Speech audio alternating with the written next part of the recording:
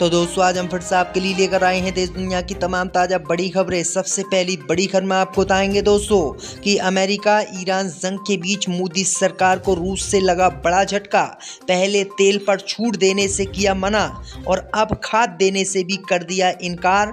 रूस से मोदी सरकार के लिए दूसरा बड़ा झटका। झूठ बोलने का आरोप लगाकर अमेरिका के काउंटर टेरर चीफ ने दिया इस्तीफा। बोले ईरान से अमेरिका को नहीं था कोई खतरा, जबरदस्ती डोनाल्ड ट्रंप कर रहे हैं पैसे बर्बाद। ईरान के मिसाइल हमले में मारा गया इजराइल का प्रधानमंत्री नेतन्याहू। एआई की वीडियो डालकर खुद को जिंदा बताने की कर रहा है कोशिश। ईरान की इस जंग में होगी बहुत बड़ी जीत। कांग्रेस पर आरोप लगाना पत्रकार अर्नब गोस्वामी को पड़ा भारी। दिल्ली हाई कोर्ट ने भेजा सम्मन, 2 करोड़ रुपए का ठोक दिया मुकदमा। ईरान अमेरिका इजराइल के बीच जंग खत्म करवाएगा पाकिस्तान। पाकिस्तान ने इजराइल अमेरिका के हिट लिस्ट से विदेश मंत्री और संसद के स्पीकर के नाम हटवाए हैं। पाकिस्तान जल्द खत्म करवाएगा जंग। तो दोस्तों सभी खबरों को आपको एक एक कर बताने वाले हैं। वीडियो को लाइक कर चैनल को सब्सक्राइब कर दें। इससे भी बढ़ते दोस्तों अगली खबर की ओर। तो ईरान अमेरिका जंग के बीच मोदी सरकार को रूस से लगा झटका। पहले रूस ने कच्चे तेल पर छूट देने से किया इनकार, अब खाद देने पर किया मना। दोस्तों आपको बता दें कि अमेरिका ईरान के बीच जो जंग चल रही है उसका सीधा असर अब भारत पर पड़ता हुआ दिखाई दे रहा है। दरअसल आपको बता दें कि मोदी सरकार को रूस से उम्मीद थी कि अगर इन देशों से तेल नहीं मिलेगा तो हम रूस से तेल खरीद लेंगे, लेकिन रूस ने भी काफ़ी समय की दोस्ती को ठेंगा दिखाते हुए भारत को तेल पर छूट देने से मना कर दिया, जिसके बाद मोदी सरकार ने रूस से थोड़ा बहुत तेल खरीदा। लेकिन अब तेल के बाद मोदी सरकार को खाद को लेकर रूस ने बड़ा झटका दिया है। दरअसल आपको बताएं दोस्तों कि रूस ने कहा है कि हम किसी भी कीमत पर अब भारत को खाद नहीं देंगे। वहीं आपको बता दें कि रूस ने घरेलू मांग को प्राथमिकता देते हुए 1 महीने के लिए खाद पर रोक लगा दी है। रूस का सबसे बड़ा खाद आपूर्तिकर्ता भारत है। जनवरी-जून 2025 तक रूस ने भारत को 25 लाख टन खाद की आपूर्ति की थी, लेकिन अब दोस्तों रूस ने खाद देने से मना कर दिया है, क्योंकि अमोनियम नाइट्रेट जो है भारत के लिए ये भेजता था। अब रूस ने इस पर रोक लगा दी है। तो ये बड़ी अपडेट आ रही दोस्तों कि रूस अब लगातार भारत को झटके पे झटका दे रहा है। इससे भी बढ़ते दोस्तों अगली खबर की ओर। तो ईरान से नहीं था अमेरिका को खतरा, झूठ बोल रहे हैं डोनाल्ड ट्रंप। अमेरिका के काउंटर टेरर चीफ ने दिया इस्तीफा। दोस्तों आपको बता दें कि अमेरिका को ईरान से जंग लड़ना अब महंगा पड़ता हुआ दिखाई दे रहा है। दरअसल आपको बता दें कि अमेरिका के नेशनल काउंटर टेररिज्म सेंटर के डायरेक्टर जोसेफ केंट ने ईरान के साथ चल रही जंग के विरोध में अपने पद से आज इस्तीफा दे दिया। वह डोनाल्ड ट्रंप सरकार के पहले और सबसे बड़े अधिकारी हैं जिन्होंने इस युद्ध को लेकर अपना पद छोड़ा है। जोसेफ केंट ने सोशल मीडिया प्लेटफॉर्म पर अपना इस्तीफा लिखा और उसमें कहा है कि मैं अपने विवेक के मुताबिक इस युद्ध का समर्थन नहीं कर सकता। ईरान से अमेरिका को कोई खतरा नहीं था। ये युद्ध इजराइल और उसके प्रभावशाली लॉबी के दबाव में शुरू किया गया, क्योंकि इजराइल के कारण ही ये युद्ध शुरू हुआ है और अमेरिका को अपने पैसे खर्च करने का बहुत शौक है। डोनाल्ड ट्रंप बिल्कुल बेवकूफ़ी कर रहे हैं। ईरान से उनको जंग नहीं लड़नी चाहिए, क्योंकि ईरान से अमेरिका को कोई खतरा नहीं है। खतरा इजराइल को है। इजराइल जंग लड़े, अमरीकियों की ये जंग नहीं है। तो ये बड़ी अपडेट आई दोस्तों कि ये बड़े अधिकारी ने इस्तीफा दिया है, जो ट्रंप के लिए बड़ा झटका माना जा रहा है। इससे भी बढ़ते दोस्तों अगली खबर की ओर। तो ईरान के हमले में मारा गया इजराइल का पीएम नेतन्याहू एआई की बनी वीडियो अपलोड करके जनता को कर रहे हैं संबोधित। दोस्तों आपको बता दें कि ईरान की आर्मी ने कुछ दिन पहले ही दावा किया था कि उन्होंने इजराइल के प्रधानमंत्री नेतन्याहू को अपने हमले में मार गिराया है, लेकिन दुनिया ने इस बात को सच नहीं माना और इसे बेवकूफ़ी बताया। लेकिन अब ईरान की बात ये बिल्कुल सिद्ध होती हुई दिख रही है।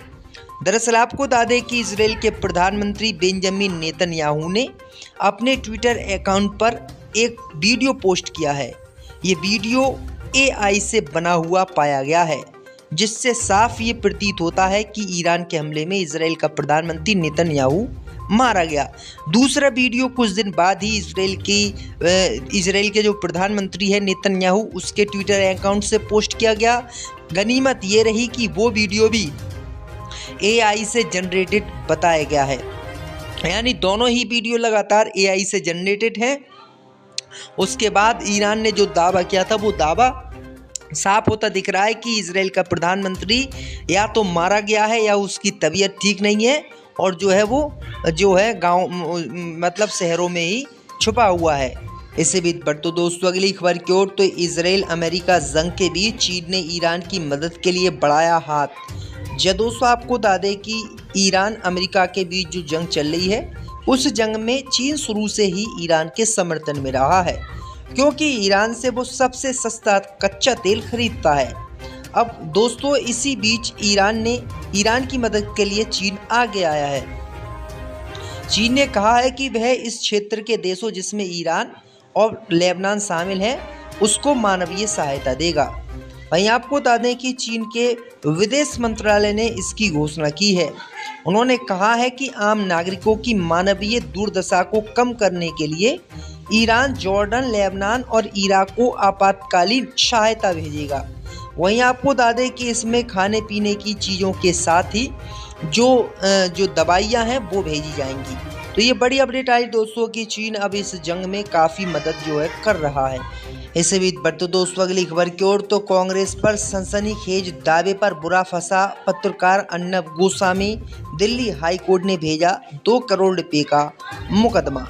जी दोस्तों, आपको बता दें कि अपने विवादित अंदाज और तीखे सवालों के लिए विवादित पत्रकार अर्नब गोस्वामी एक बार फिर से कानूनी मुश्किल में घिरते नजर आ रहे हैं।